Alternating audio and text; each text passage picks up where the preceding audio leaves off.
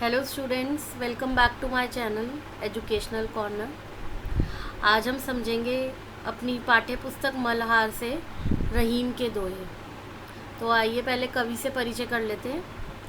रहीम जी का पूरा नाम था अब्दुल रहीम और इनका जन्म लाहौर में 1556 में हुआ था।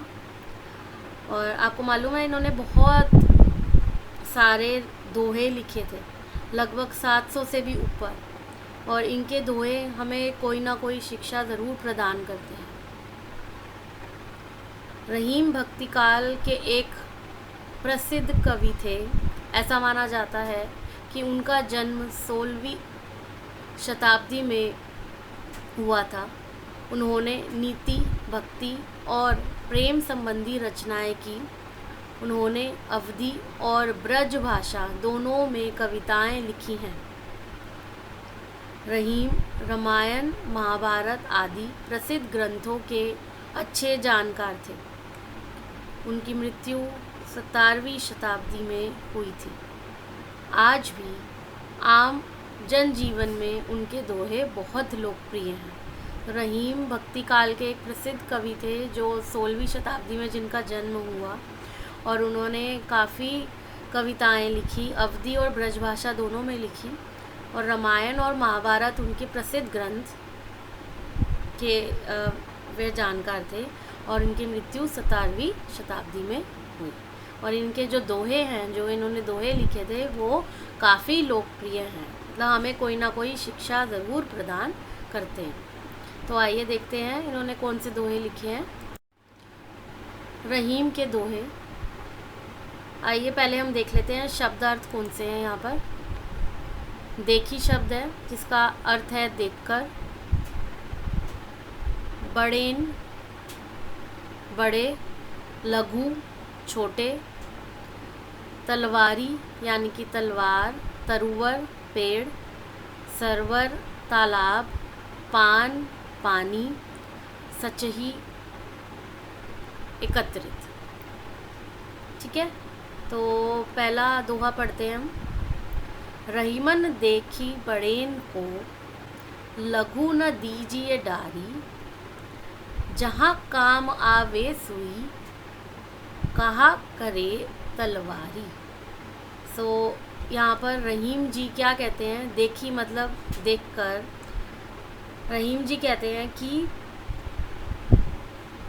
बड़ों को देखकर, या फिर हमें जब हम बड़ी वस्तु देख लेते हैं, कोई भी बड़ी वस्तु को देखकर छोटी वस्तु का, लघु यानी कि छोटी, तो छोटी वस्तु का अनादर नहीं करना चाहिए या अपने से दूर नहीं करना चाहिए। क्यों? क्योंकि हर चीज़ का अपना महत्व होता है। जहाँ काम आवे सुई, मतलब जैसे एक छोटी सी सुई है, जहाँ उसका काम है, सुई का काम है, छोटी सी सुई का काम है, कहा करे तलवारी, यानी कि तलवार वह काम नहीं कर सकती। तलवार बड़ी है पर वह काम नहीं कर सकती। यानी कि सुई का काम क्या है? अगर सुई से हम कपड़े सिलते हैं तो तलवार जो है वो कपड़े सिल नहीं पाएगी, बल्कि उसको फाड़ देगी। तो आइए हम देखते हैं इसका अर्थ क्या है। तो रहीम जी के अनुसार हमें बड़ी वस्तु को देखकर छोटी वस्तु का अनादर नहीं करना चाहिए। रहीमन देखी बड़ेन को, लघु न दीजिए डारी, यानी कि रहीम जी कहते हैं कि बड़ी वस्तु को देखकर छोटी वस्तु का अनादर नहीं करना चाहिए। क्योंकि हर किसी का अपना महत्व होता है। जैसे जहाँ काम आवे सुई, कहा करे तलवारी। जैसे छोटी सुई का काम बड़ी तलवार नहीं कर सकती। छोटी सुई का क्या काम होता है? कपड़े सिलना। तो वो काम जो है वो बड़ी तलवार नहीं कर सकती। तो सुई कपड़ा सिलने का काम करती है और तलवार कपड़ा फाड़ने का। ठीक है, तो ये था हमारा पहला दोहा। तो अगला दोहा है हमारा। तरुवर फल नहीं खात है, सरवर पिए न पान, कही रहीम पर काज हित, संपत्ति सच ही सुजान। तरुवर क्या है? पेड़। तो पेड़ फल नहीं खात है, यानी कि पेड़ अपने फल कभी नहीं खाते। सरोवर यानी कि तालाब, सरोवर पिय ही न पान, यानी कि सरोवर अपना पानी खुद से नहीं पीता है। सरोवर यानी तालाब। कहीं रहीम पर काज हित, उसी तरह से अच्छे व सज्जन व्यक्ति संपत्ति सच ही सुजान, अपनी संपत्ति या फिर अपना जो धन होता है उसको दूसरों की भलाई के लिए प्रयोग करते हैं, अपने लिए उसको संचित करके एकत्रित करके नहीं रखते। ठीक है, तो इसका क्या अर्थ है कि तरुवर यानी कि पेड़ फल नहीं खात है, पेड़ अपने फल नहीं खाते हैं। सरोवर यानी तालाब, पिए न पान, सरोवर जो है वो अपना पानी नहीं पीता है। कहीं रहीम पर काज हित, यानी कि रहीम जी कहते हैं कि जो इसी तरह से जो अच्छे और सज्जन व्यक्ति होते हैं वो अपनी संपत्ति सज ही सुजान, अपनी जो संपत्ति या धन होते हैं वो दूसरों की भलाई के लिए उसका प्रयोग करते हैं, अपने लिए संचित नहीं करते। आइए देखते हैं इसका अर्थ क्या है। पेड़ अपने फल कभी नहीं खाते, सरोवर अपना पानी कभी नहीं पीता। इसी तरह अच्छे व सज्जन व्यक्ति अपनी संपत्ति या धन दूसरों की भलाई के लिए प्रयोग करते हैं, अपने लिए संचित नहीं करते, यानी एकत्रित नहीं करते, अपने लिए इकट्ठा करके नहीं रखते, दूसरों की भलाई के लिए उसका प्रयोग करते हैं।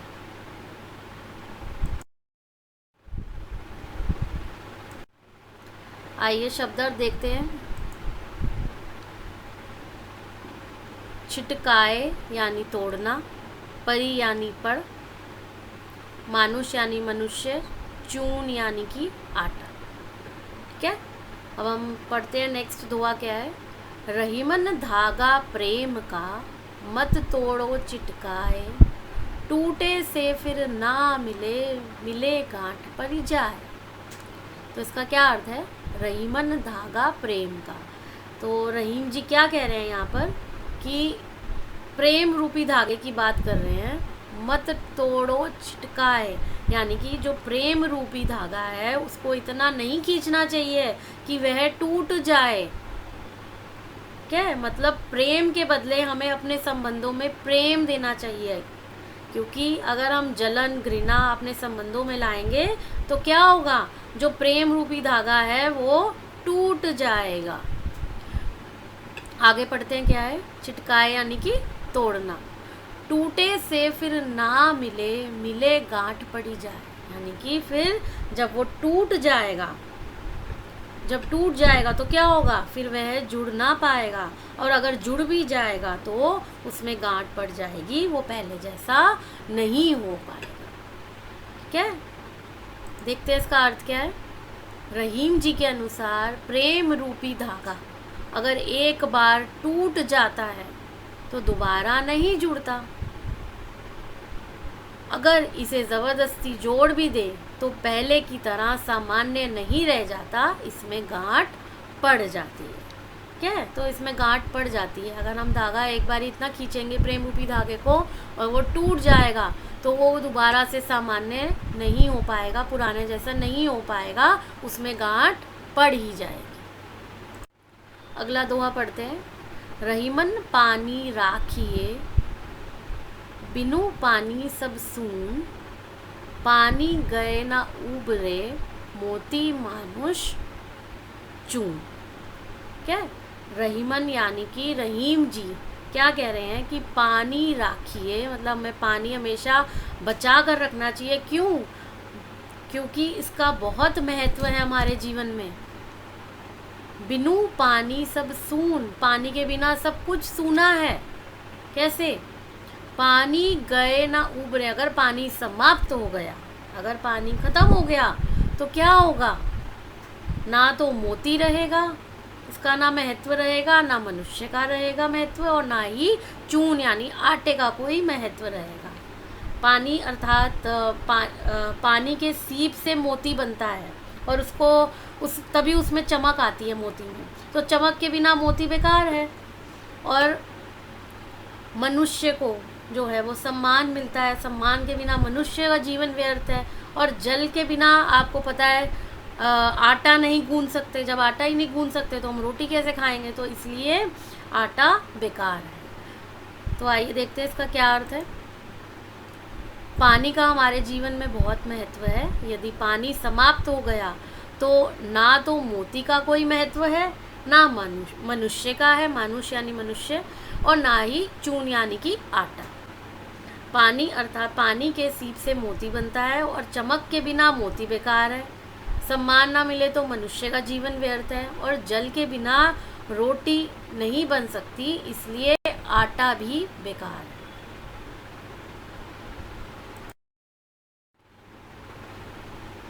आइए शब्दार्थ देख लेते हैं पहले। विपदाहु यानी विपदा, हित अच्छा, थोड़े थोड़े, जीवा जीव, बावरी पागल, कपाल यानी कि सिर। रहीमन विपदाहु भली, जो थोड़े दिन होए, हित अनहित या जगत में जानी परत सब कोय। रहीमन यानी कि रहीम जी क्या कह रहे हैं? विपदाहु मतलब विपदा, भली मतलब विपदा का समय जो है वो अच्छा होता है। क्यों? क्योंकि जो थोड़े दिन होए, जीवन में परेशानी जब आती है, विपदा जो आती है वो थोड़े दिन के लिए आती है, ठीक है? तो इसलिए वह समय अच्छा होता है। हित अनहित या जगत में, मतलब इस समय हमें पता लगता है कि हित चाहने वाले, हमारा अच्छा चाहने वाले और अहित चाहने वाले इस जगत में, इस दुनिया में जानी परत सब कोय। ये कौन है जो हमारा हित चाहते हैं और जो हमारा अहित चाहते हैं? तो हमको सबकी नीयत का पता चल जाता है कि कौन किस प्रकार से हमारा, कौन हित चाहता है, कौन अहित चाहता है। तो रहीम जी क्या कह रहे हैं कि विपदा भली मतलब कि जो परेशानी है वो थोड़े समय के लिए आती है, इसलिए भली है, अच्छी है। क्यों? क्योंकि हमें इस समय में पता चल जाता है कि हमारा हित चाहने वाला कौन है और अहित चाहने वाला कौन है। आइए अर्थ देखते हैं इसका। विपदा का समय अच्छा होता है क्योंकि हमारे जीवन में परेशानी थोड़े दिन के लिए रहती है। इस समय में हित चाहने वाला और अहित चाहने वाला कौन है, हमें सबकी नीयत पता चल जाती है, ठीक है? आइए नेक्स्ट पढ़ते हैं अब। रहीमन जीवा बावरी, कही गई सरग पताल, आपू तो कहीं भीतर रही, जुती खात कपाल। तो क्या कह रहे हैं यहाँ पे रहीम जी? रहीम जी बता रहे हैं कि जीवा यानी कि जीभ, हमारी जो जीभ होती है वो बावरी है। बावरी यानी पागल।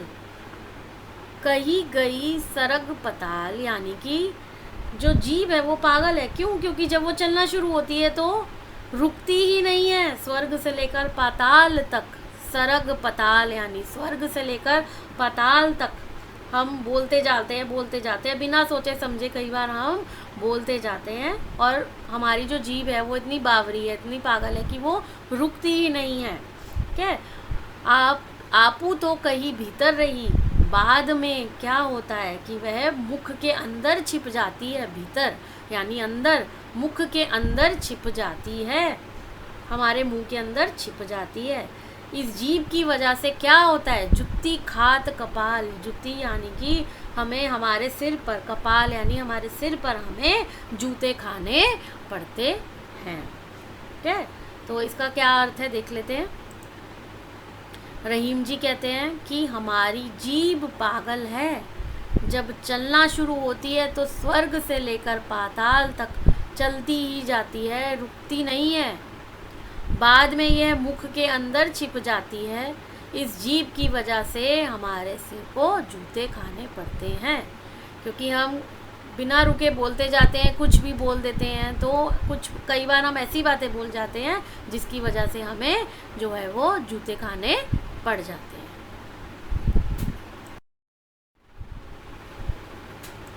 आइए शब्दार्थ देख लेते हैं। संपत्ति यानी कि धन, बहु यानी अनेक, रीत यानी तरीके, रीति रिवाज, विपत्ति यानी परेशानी, सांचे यानी सच्चे। कही रहीम संपत्ति सगे, बनत बहुत बहु रीत, विपत्ति कसौटी जे कसे, ते ही सांचे नीत।